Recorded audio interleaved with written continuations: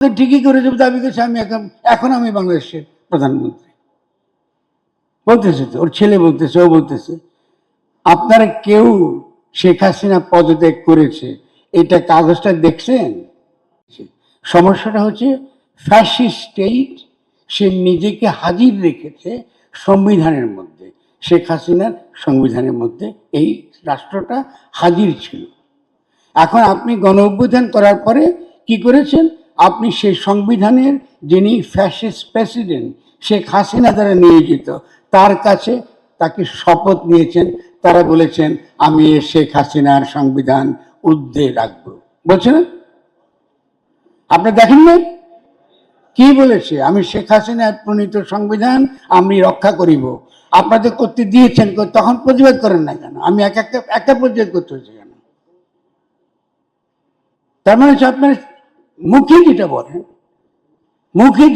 মনে যেটা বলছেন, এটা কি করে অর্জন করতে হবে তার প্রতি আপনাদের কোনো দৃষ্টি নেই। আপনার এদিক ওদিক চলে যাচ্ছেন। পৃথিবীর কোথাও কোনো জাতি উচ্চতর জায়গায় পৌঁছাতে পারে নাই যখন সে ফোকাস দৃষ্টি নিবদ্ধ থাকে না সেনাপতির মতন, যোদ্ধার মতন, যে এইটা আমি জয় করব, আমি উৎখাত করব শেখ হাসিনাকে, সঙ্গে সঙ্গে তার ব্যবস্থাকে উৎখাত করব। ও বইটি পালিয়েছে, আপনারা লাফালাফি শুরু করে দিয়েছে। ওদের ঠিকই করে দেবো দাবি করছে আমি এখন আমি বাংলাদেশের প্রধানমন্ত্রী বলতেছে, তো ওর ছেলে বলতেছে, ও বলতেছে।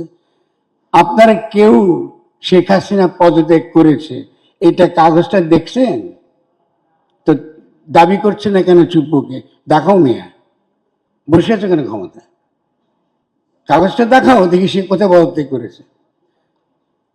আর যারা ওখানে আসছে সেনা প্রধান বলুন কি যারা ক্ষমতায় যেই থাকুক, ব্যক্তি প্রতি আমার কোনো আক্রোশ নাই, যারাই থাকুক ক্ষমতায়, ওদেরকে বলেন দেখান আমাকে পদত্যাগ করতে, কোথায় তুমি পদত্যাগ করছো? আপনি বুঝেছেন ষড়যন্ত্র কত গভীর?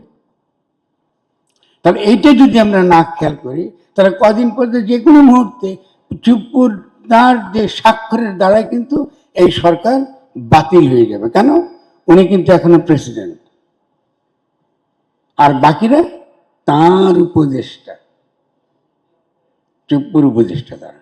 তিনি ইচ্ছা করলে কিন্তু কলমের খোঁচা একদিনে ফেলে দিতে পারেন, যখনই তিনি মনে করবেন যে এটা করার মতো শক্তি সমাজে আছে, তিনি কিন্তু এটা করে দিতে পারেন।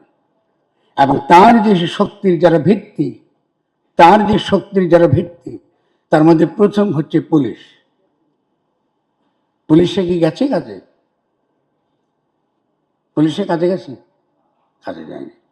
আইন শৃঙ্খলা রক্ষা করতে পারবেন পুলিশ ছাড়া? আচ্ছা, পুলিশের কাছে কি অস্ত্র আছে? কিছু অস্ত্র চুরি গেছে, আর বহু অস্ত্র আছে, এবং বহু অস্ত্র বাইরে থেকে আসছে। এখন বলেন আর কয়টা ছেলেকে, আর কয়টা মণিকে আপনারা এইভাবে উপহার দেবেন, উৎসর্গ করবেন? আমাকে বলেন, বুঝে বলেন।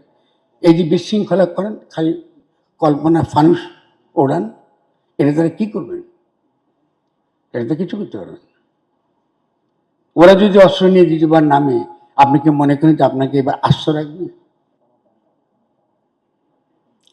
তাহলে আমাদের এবং আপনার শত্রু যারা পরিবেষ্টিত, আপনি দিল্লি পরিষ্কার বলছে যে আমরা বাংলাদেশের বিরুদ্ধে যুদ্ধ করার জন্য প্রস্তুত হচ্ছে, তারা প্রস্তুতির কথা বলছে, পাবলিকলি বলছে, গোপনে বলছে তা না। কেন? তাহলে বুঝতেছেন এগুলো ঘটনাটা কি একটু যথেষ্ট পরিমাণ জটিল।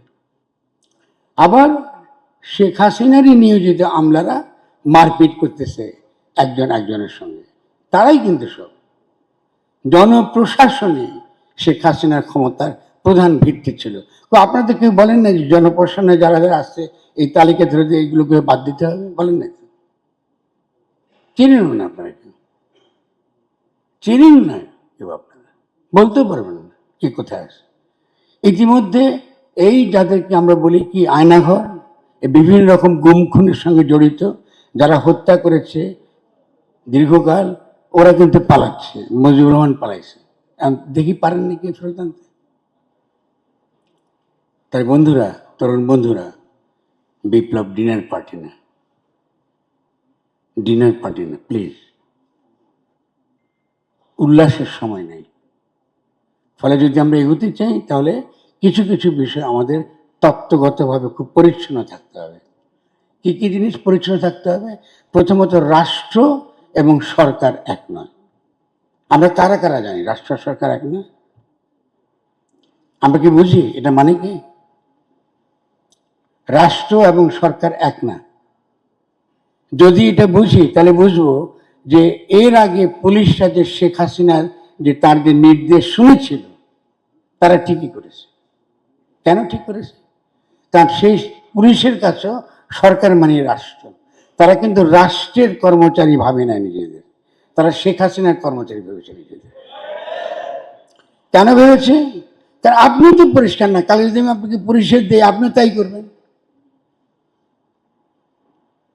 রাজ কর্মচারীরা বা রাষ্ট্রের কর্মচারীরা রাষ্ট্র রক্ষা করে, রাষ্ট্রের চাকরি করে, সরকারের দালাল না, তারা সরকারের গোলাম না। সরকারটা নির্বাচিত করে কেন? রাষ্ট্রের যেই নির্বাচন পদ্ধতি আছে সেই নির্বাচন পদ্ধতিতে রাষ্ট্র পরিচালনার জন্য তাদেরকে আমরা নির্বাচিত করি। রাষ্ট্র কিন্তু আলাদা জিনিস।